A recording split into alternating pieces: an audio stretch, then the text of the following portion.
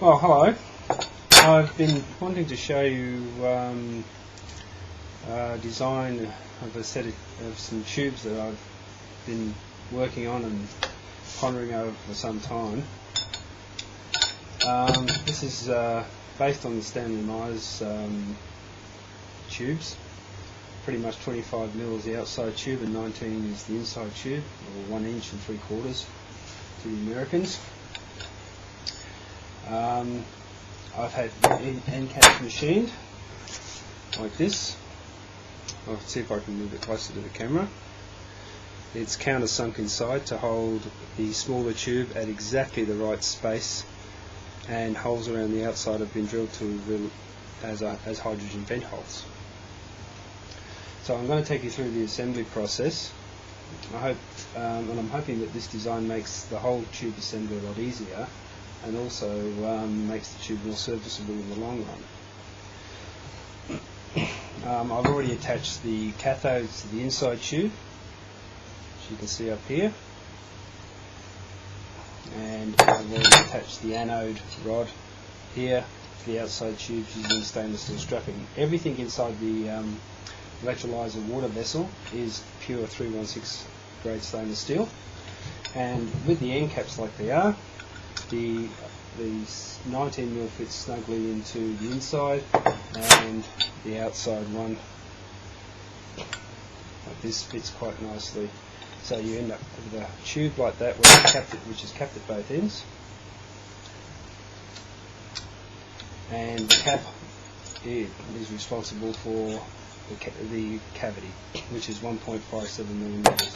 These have been accurately machined on a lathe. So for assembly purposes, we just simply drop each tube into place. In cap spaces, as you can see. No worries about the space in the cavity. That's all taken care of.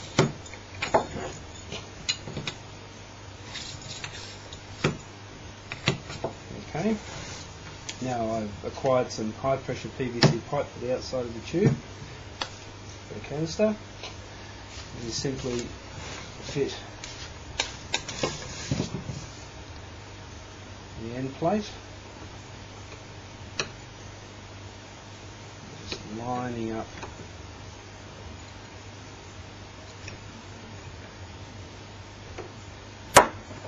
This is a bit of a fiddly job, and probably taking up way too much video time here. I'll try and do it as quickly as possible.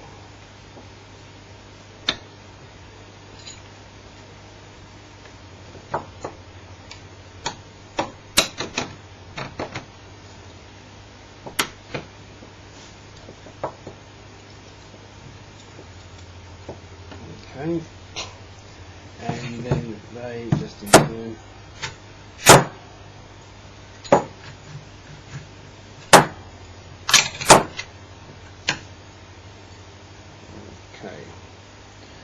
Alright, what I'll do is I'll stop the video and I'll line it up. Okay, here we are back again. It's just taken me a few minutes to put on the end cap, and I've bolted on, put all the nuts on the bottom on the cathodes, which hold the PVC plastic disc to the bottom of the tubes, which has been manufactured to fit exactly in the high pressure end cap bottom. Okay, and that's just basically a joiner which I'm using to create a bottom spacer. Have a look, it's offset on the disc to allow for clearance of the clips and clamps.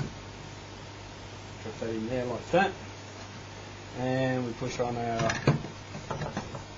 pressure pipe, and that's where we have it at this stage. All we need to do, there we go.